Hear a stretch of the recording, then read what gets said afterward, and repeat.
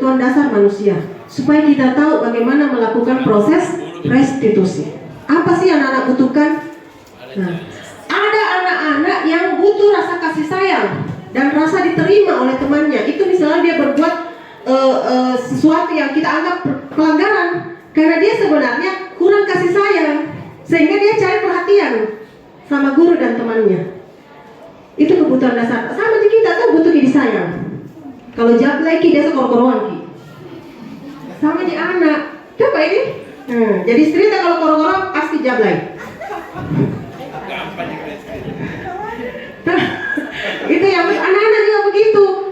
Dia di rumahnya tidak ada bapaknya, tidak ada mamanya, kakaknya tidak ada, kerja semua. Dia akan cari perhatian di sekolah. Coba dicek.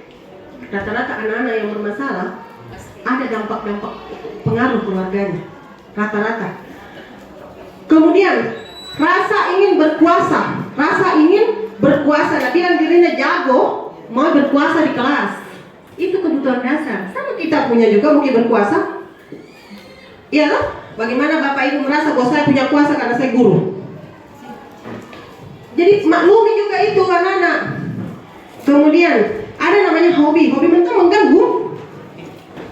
Nah, sama mungkin saya hobi mungkin maini orang begitu. Itu kesenangan.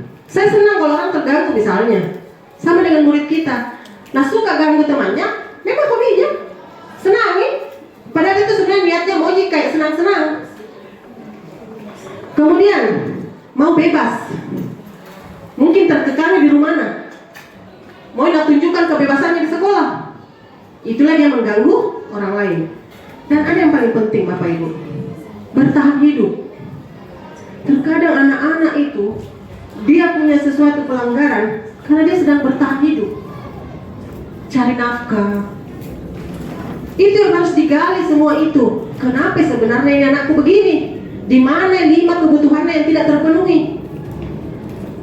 Itulah proses restitusi. Dan kalau ini diterapkan, yakin tidak ada tensi tanah. Kalau sadar ki bahwa kalau itu anak-anak memang kalau begitu, tidak ada tensi itu. Daripada kita berteriak marah itu anak mencak-mencak, tambah emosi, nah dendam sama kita, semakin buruklah dampaknya. Oke? 5 posisi kontrol. Nah, ada 5 posisi tak sebagai guru dalam merestitusi anak. Sebagai penghukum. Kalimat introspeksi diri tak sebentar, selama ini saya lebih banyak jadi apa? Karena ada 5 itu. Penghukum. Pokoknya kita lihat sebentar. Kalau penghukum ini, kau itu selalu membentuk sembarang tinggi. Penghukum itu, kenapa penghukum? Dijudge anak-anak. Dia akan semakin merasa bahwa Yudi saya kapan dapat bentuk. Tidak guruku bilang kau itu selalu bentuk begitu, gitu. Awas kau tidak patuh, kau tidak kerja, kau tugas besok, jangan masuk di kelas. Penghukum. Ya? Kau itu selalu terlambat. Nah, guru seperti inilah yang percaya hanya ada satu cara agar pembelajaran berhasil. Caranya Tongji. Tidak tahu bahwa ada cara lain. Kedua, terkadang guru merasa dia pembuat rasa bersalah. Gara-gara dia murid merasa bahwa dia banyak salahku. Apa dia bilang? Dia kecewa itu sama kau nak. Kenapa sebegitu kok? Dia merasa bahwa guruku saja kecewa sama saya. Dia merasa bersalah karena dijaski. Kemudian berapa kali kau kasih tahu dan itu kau teringanu. Itu berarti anak bersalah marahnya guruku sama saya. Kulapor kau dengan orang tuamu. Gitu. Itu tuh kayak gimana coba kalau orang tua kamu tahu kamu berbuat begini. Di posisi ini, murid akan memiliki penilaian diri yang buruk tentang dirinya karena gurunya bilang bahwa dia buruk. Murid merasa tidak dihargai dan telah mengecewakan orang-orang di sekitarnya. Kecewa sama gurunya. Apalagi kalau baru misalnya datang, tidak ditahu kenapa terlambat, langsung Budi suka tunggu terlambat. Tidak bisa kau juga tidak terlambat. Pasti nanti sih tidak bisa. Dalam hatinya. Karena kita belum tahu kenapa dia terlambat. Misalnya ini kodok, ini teman tak nak. Sebenarnya dia bantu orang tuanya kalau pagi dulu. Kecuali kalau ini anak-anak tidur di kalau pagi tidak sembahyang subuh maka terlambat datang. Nah, guru harus sama bersifat sebagai teman. Ayo bantu bapak. Ayo bantu gitu. Ayo ingat tidak bantuan bapak selama ini. Ini juga masih bersifat ini belum teman. Ya sudah kali ini tidak apa-apa nanti ibu bantu gitu. Itu kalimat-kalimat sebagai teman. Seringnya dilakukan semua ini. Apa dampaknya? Bila suatu saat guru tersebut tidak membantu, maka murid akan kecewa. Artinya bergantung sama gurunya terus. Karena dianggap teman dari gurunya. Seringnya dikasih pertolongan, sering dikasih keringanan. Akhirnya dia merasa bahwa kalau dari itu guru, maaf saya kok tidak itu ibu, dari bela kak gitu.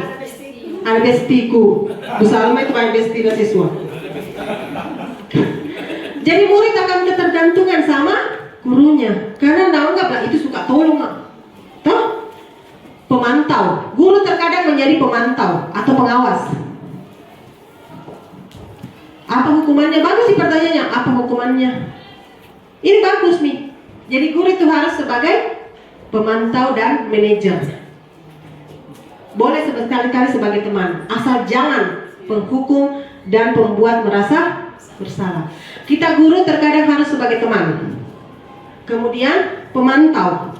Pemantau itu tanya, kenapa kita tadi nak? Itu pemantau.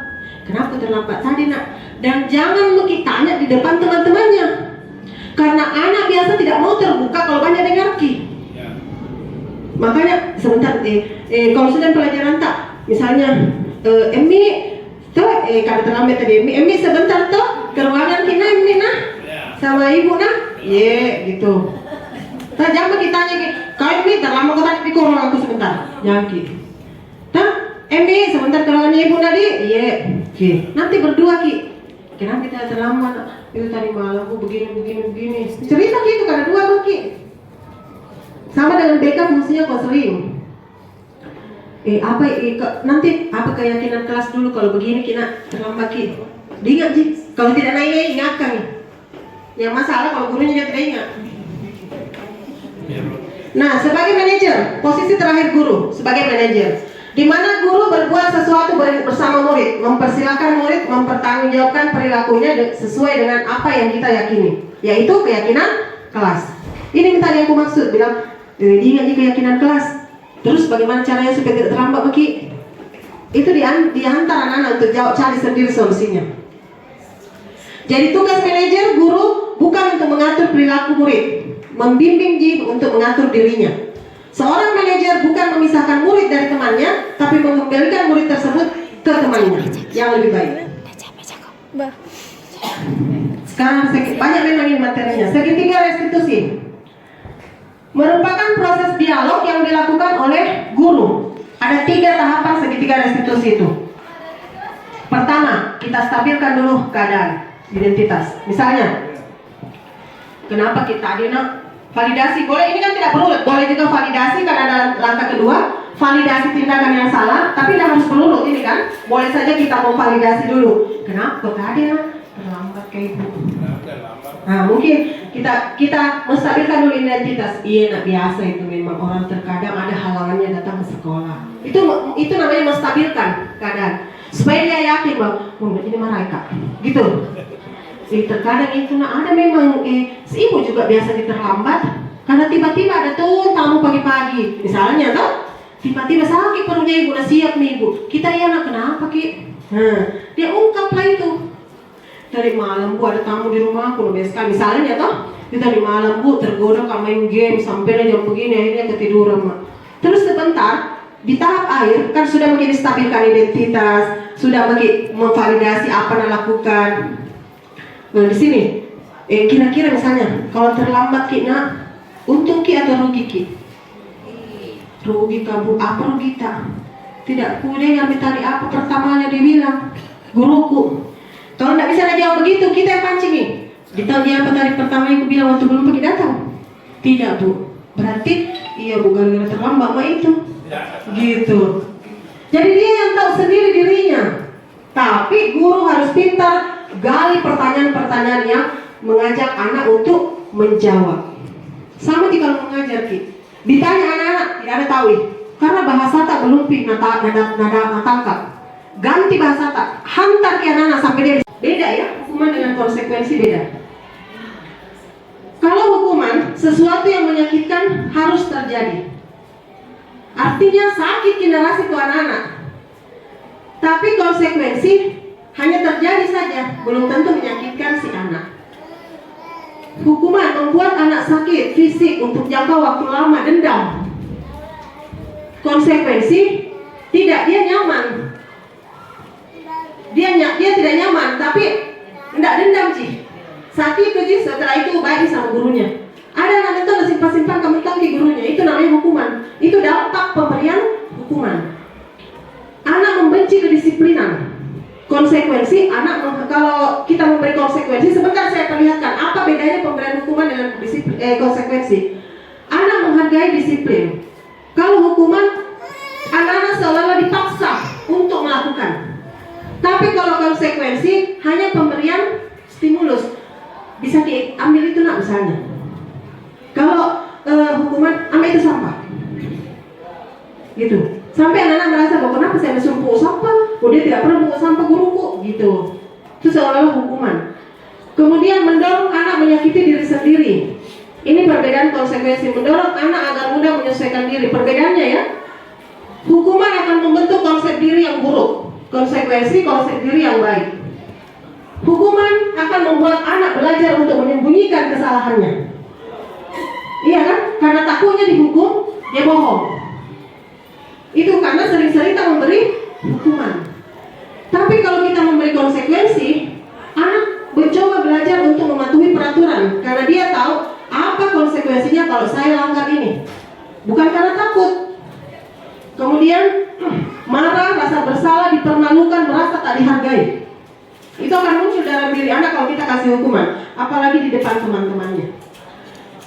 Kalau konsekuensi, dia cuma hanya kehilangan hak, kemudian dibuat tidak nyaman dan diasingkan, tapi untuk bersifat sementara.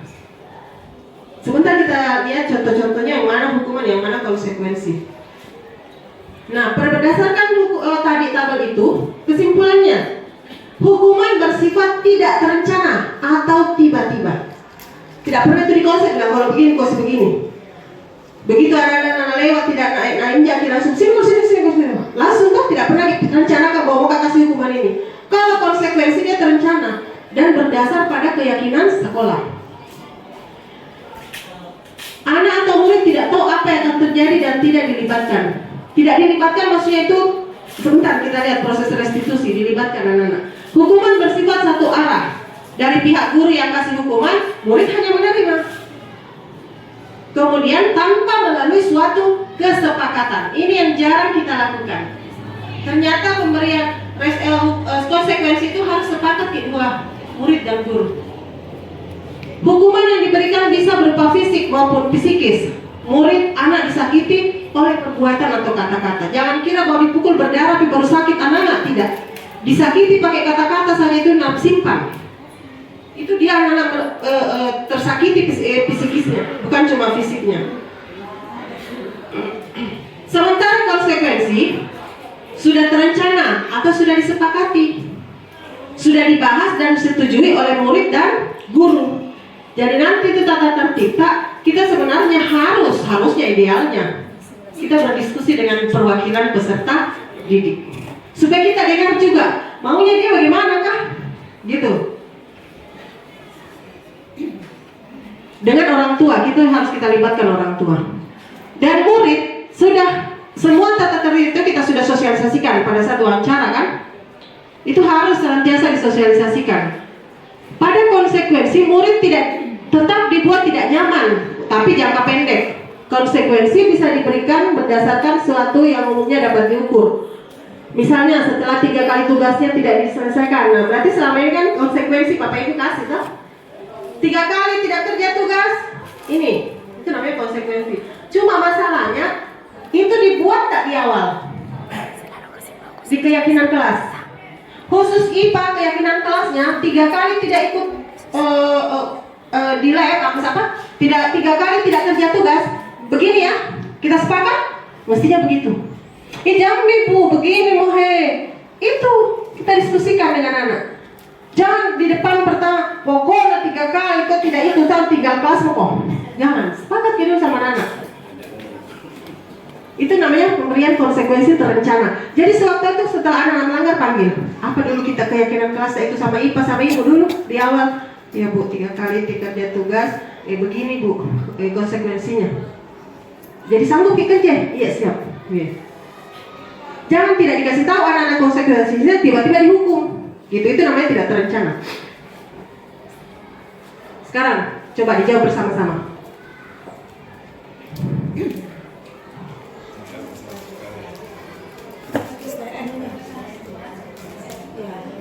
Mencatat 100 kali di dalam buku kalimat, saya tidak akan terlambat lagi karena terlambat ke sekolah.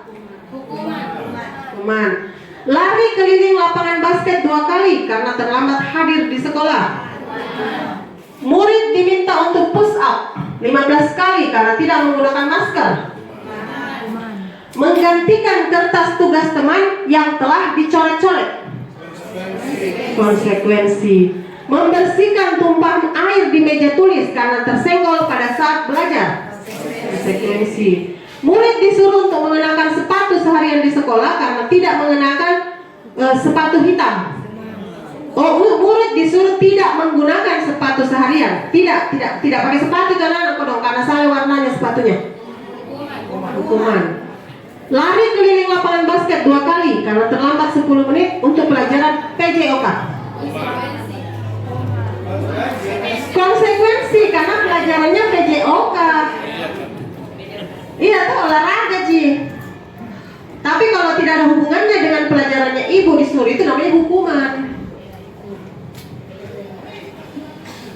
Nah, sekarang restitusi. Tadi kan disiplin. Hukuman dan konsekuensi. Sekarang apa bedanya dengan restitusi? Restitusi adalah proses menciptakan kondisi bagi murid untuk memperbaiki kesalahan mereka, sehingga mereka bisa kembali pada kelompok mereka dengan karakter yang lebih kuat. Restitusi juga merupakan proses kolaboratif yang mengajarkan murid untuk mencari solusi dalam masalah mereka dan membantu murid berpikir tentang orang yang seperti apa yang mereka ingin jadi apa dan bagaimana memperlakukan orang lain. Itu restitusi. Jadi kata-kata ini nanti semua muncul pada saat ibu merestitusi anak. Ciri-ciri restitusi bukan untuk menebus kesalahan, namun untuk belajar dari kesalahan. Memperbaiki hubungan. Kalau hukuman kan biasanya dendam, tapi ini tidak, dia memperbaiki hubungan.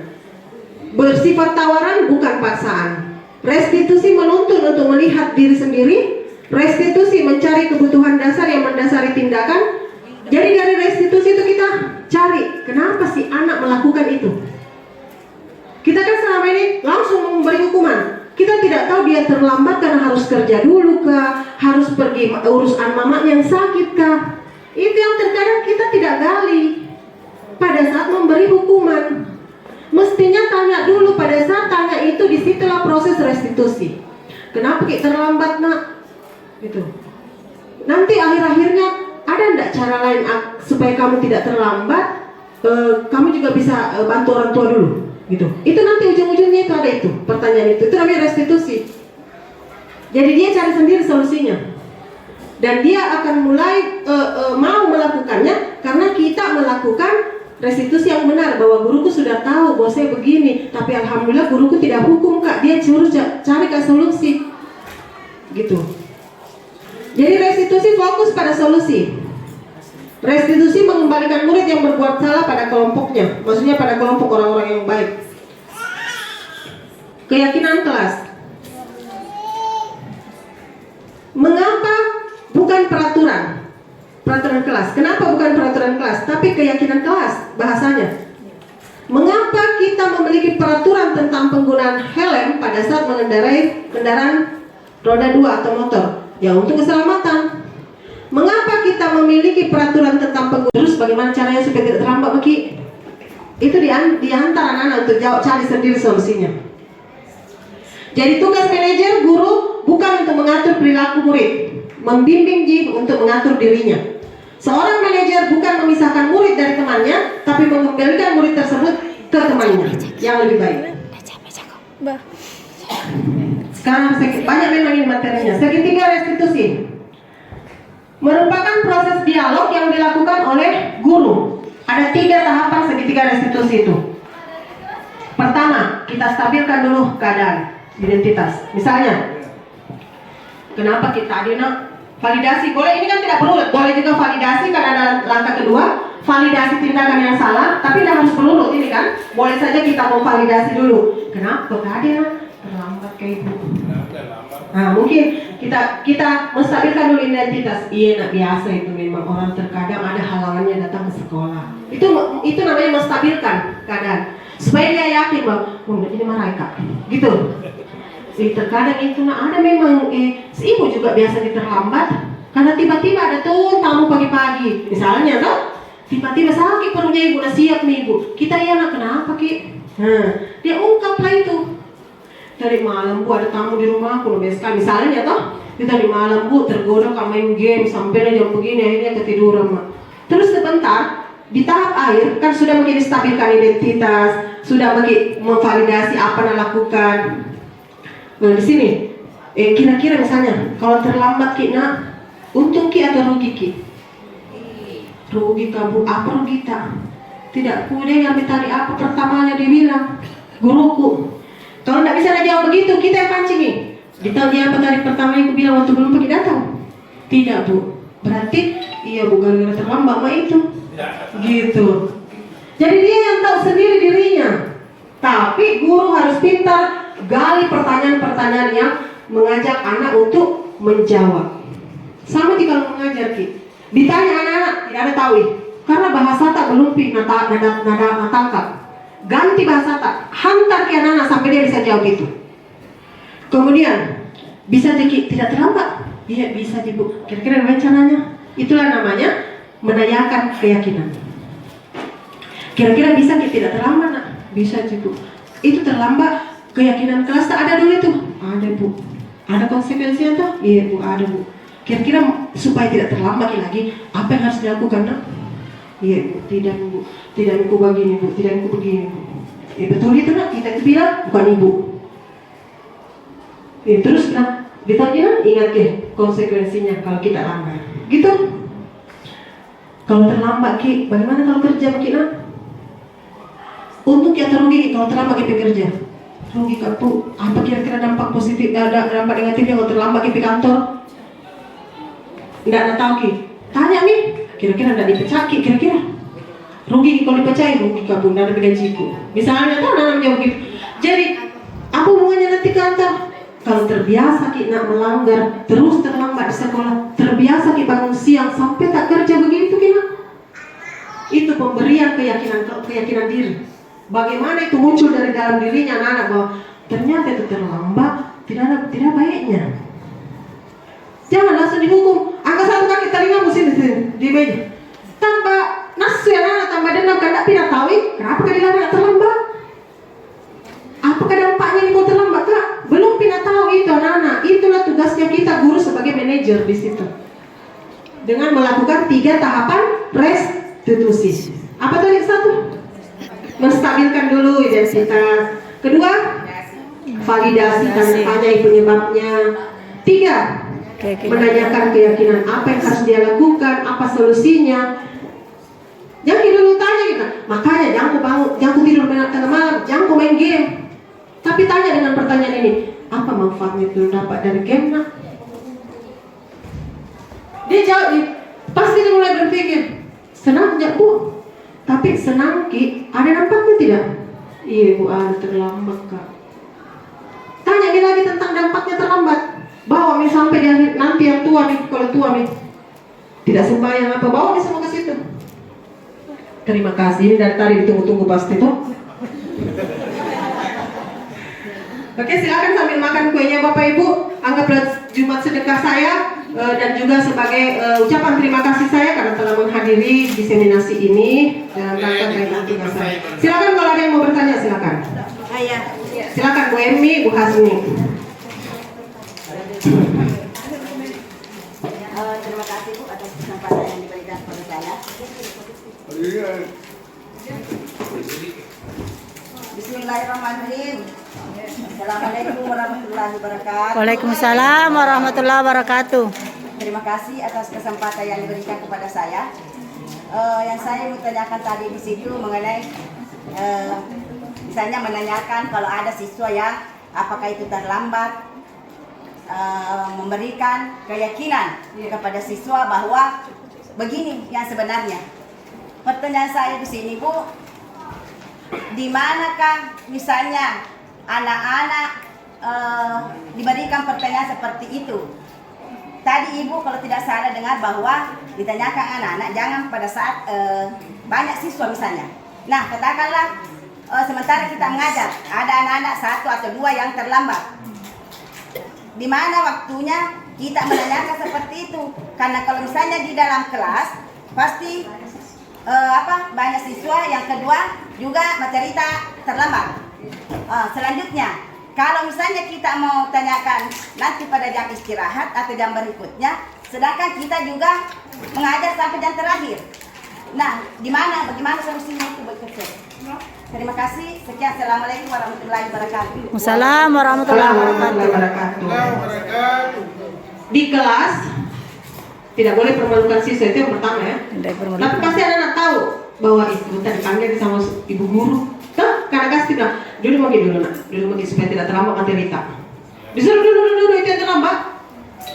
Supaya dia nyaman dulu, tidak ketakutan dulu. Karena kalau langsung dihukum, nekir anak-anak menimbulkan beban psikis. Apa dampaknya? Dia tidak mau ke sekolah kalau sudah terlambat. Pasti namanya pasti dihukum ke sebentar ini. Dulu mungkin. Ya sebentar, jangan lupa sebentar kalau keluar ibu dari ruangan, ikut mungkin dulu sini sebentar sekali ke saya. Nah iya Bu. Nah, begitu keluar kayak ini, perlu keluar dari kelas, pergi di meja tak. Bu, bagaimana kalau mengajar Kak? Isi mungkin dulu sebentar sekali, 5 menit paling lama untuk melakukan restitusi. Kalau misalnya Bu, bukan dia istirahat, luangkan waktu tak di pulang sekolah. Pokoknya cari waktu yang tepat 5 menit untuk merestitusi anak. Gitu. Yang penting jangan dilakukan depan kelas. Itu saja intinya. Seperti tadi contohnya, ayo nak, temani dulu Ibu. Atau enggak sengaja, Emi, ambil saya dulu yang sini Ibu nak, bawa meja Ibu. Nah, bawa gitu. Dulu nak, aku tanyakan. Sini dulu tekannya Ibu. Gitu. Jadi anak-anak merasa kalau dia menghargai guruku ini, maka dia akan menghargai guru itu juga. Tapi kalau digerak-gerak ya, dapat tentu aja di belakang itu. Nah, ada menjulukan nama tak apa nak kasihkan gitu biasa. Tapi kalau dirangkul ditanya pelece begini, toh gitu. Silakan, masih ada pertanyaan buat Bu Emek. Oke, ya. Bukan kita aku tuh. Iya, bukan. Coba Bu Cemi ini atau Bapak ini di kamar di sini lanjutkan pertanyaan tadi kepala sekolahnya. Coba Bu Mas hati. Terima kasih atas kesempatan yang diberikan. Sebelumnya ilmu yang didapatkan hari ini sungguh luar biasa ya. Saya ingin tadi mengutip antara konsekuensi dengan hukuman. Kalau hukuman kan ibarat kata tujuannya jangka pendek, tapi kalau konsekuensi tujuannya jangka panjang. Ini yang jangka panjang sebenarnya susah diterapkan karena memang harus sering kita lakukan. Nah, ini yang mau saya tanyakan, kita ini kan lahir di era tidak sama dengan era sekarang. Nah, bagaimana itu Bu untuk konsisten dalam memberikan penghargaan kepada siswa? Karena ada memang masanya kita itu mungkin kemarin kita menghargai siswa, besok ketemu dihukum lagi. Bagaimana sih konsistennya ini? Dari kita itu. Maksudnya saya tahu. Menjaga konsistensi memang paling sulit. Itulah kemarin itu Pak Dokter katakan bahwa program itu gampang dibikin. Pokoknya bikin program sekolah, menjaga konsistensi itu sulit. Satu saja tugas saya kasih ke piket, nah berapa dia konsisten? Iya kan? Bagaimana perlakuan itu? Pasti dari kita. Apalagi kalau panas Tommy matahari tanggal 31 Tommy dihukum itu siswa. Tapi tanggal 1, tanggal 2 masih bisa dapat cewek siswa. Itu karena kita tidak konsisten. Atau ada tips-tips gitu. Oh, tips-tipsnya kontrol emosi. Ada namanya nanti di modul 2 kami seminasikan kembali ini di akhir modul ada namanya kontrol pembelajaran sosial emosional. Bagaimana teori kontrol diri. Ada nanti kita belajar itu. Bagaimana mengontrol emosi itu ada. Jangan langsung pada saat itu. Meredam dulu, ada namanya teori teknik stop, tarik. Itu karena kita tidak konsisten. Atau ada tips-tips gitu. Oh, tips-tipsnya kontrol emosi. Ada namanya nanti di modul 2 kami seminasikan kembali ini di akhir modul ada namanya kontrol pembelajaran sosial emosional. Bagaimana teori kontrol diri. Ada nanti kita belajar itu. Bagaimana mengontrol emosi itu ada. Jangan langsung pada saat itu. Meredam dulu, ada namanya teori teknik stop, tarik nafas, atau duduk dengar musik. Ada nanti tekniknya itu di bab 2, di modul 2 ya Pak Dia.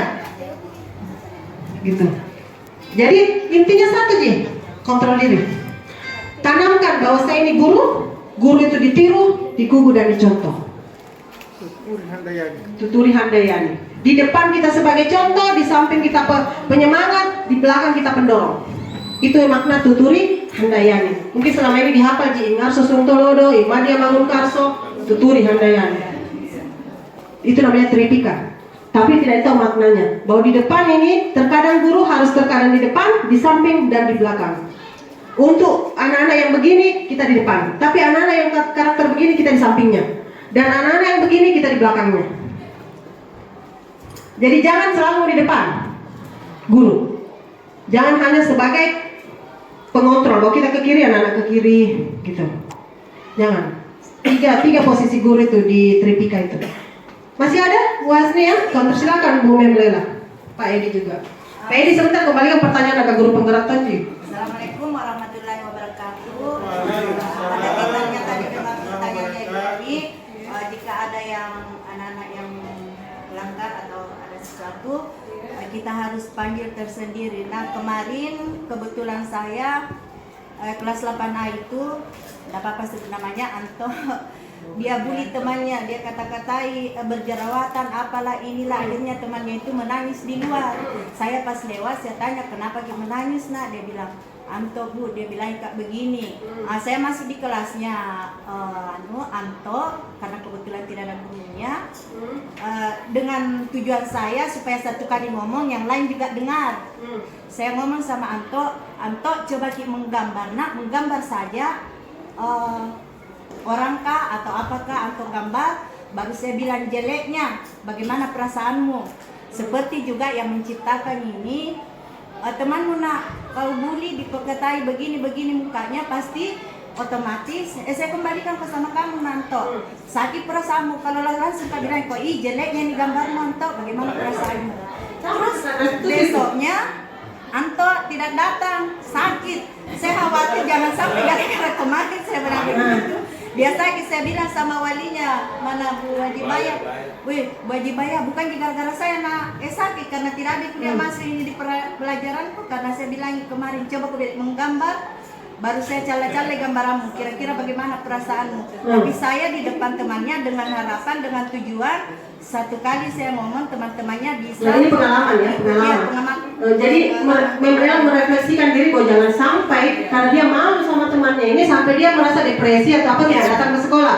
Jadi kan itu pelajaran supaya tidak melakukan hal itu kembali. Itulah saya katakan tadi, jangan di kelas. Ada beban psikis. Enggak, masuk ke dalam tujuan satu kali temannya yang lain jangan lagi bullying temannya, bahwa ketika kita melakukan sesuatu kembali kepada diri kita, apakah kita tidak sakit kalau ada sesuatu yang kita buat kemudian dicela. Itu tujuan saya, maksudnya begitu. Tapi sama dengan menghukum. Iya, dia merasa seperti dipermalukan. Karena tetap juga seperti itu. Memang maksudnya mungkin baik, supaya tidak begitu. Tidak apa-apa, nanti dia juga begitu dipanggil kami. Gitu. Yang jelas jangan memberikan dampak psikis kepada anak-anak. Ya Bapak Ibu, karena meetingku berlangsung. Silakan Pak Edi. Terima kasih Bu atas kebenarannya. Tadi Ibu membahas materi mengenai kegiatan kelas, yang mana kegiatan kelas itu adalah dua arah antara guru dengan siswa. Jadi ada kesepakatan bersama. Nah misalkan misalnya mau sharing, misalkan di sekolah ini kita membuat keyakinan sekolah, bukan lagi aturan sekolah. Kira-kira bagaimana menurut Ibu maknai tentang keyakinan kelas untuk dibuat dalam keyakinan sekolah itu? Keyakinan kelas dibuat menjadi keyakinan sekolah. Itu tadi yang saya maksud pertama, mungkin Pak Edi. Kita jadi pada saat penyusunan tata tertib itu kita ajak orang tua, perwakilan ya, perwakilan siswa. Itu yang ideal dalam penyusunan keyakinan sekolah. Jadi orang tua tidak ada mau protes karena Nabi bilang ini ada perwakilan saya setuju dia atau nyusulkan ini. Itulah gunanya notulen, bahwa ini usulkan ini usulkan ini kesepakatan sekolah. Jadi bukan seolah-olah sekolah sewenang-wenang membuat peraturan, tapi libatkan dalam penyusunan tata tertib sekolah, libatkan pihak tetangga sekolah karena merasa ada berdampak kan. Jadi dia juga ikut menjaga karena anak tahu dia bilang, ya ada dulu disepakati bahwa tidak boleh menginjak pagar. Berarti dia ikut bertanggung jawab. Libatkan perwakilan peserta didik, libatkan di situ pilih-pilih yang tampak-tampaknya mungkin ya biasa melanggar gitu. OSIS itu solusinya. Dan itu yang sementara masih saya pikir bisa nggak kita lakukan itu. Jangan sampai mulai di pagi sampai malam tidak ada kesepakatan. Gitu. Tapi saya tetap melibatkan komite. Dan sebagai orang tua, perwakilan tetangga sekolah dan beberapa anak-anak yang dari berbagai karakter. Ya Bapak Ibu, cukup sekian mungkin dari saya karena selanjutnya saya akan kembali masuk di room pembelajarannya. Terima kasih atas waktunya. Semoga ilmu yang kita dapatkan berkah insyaallah. Bila taufiq wal hidayah. Assalamualaikum warahmatullahi wabarakatuh.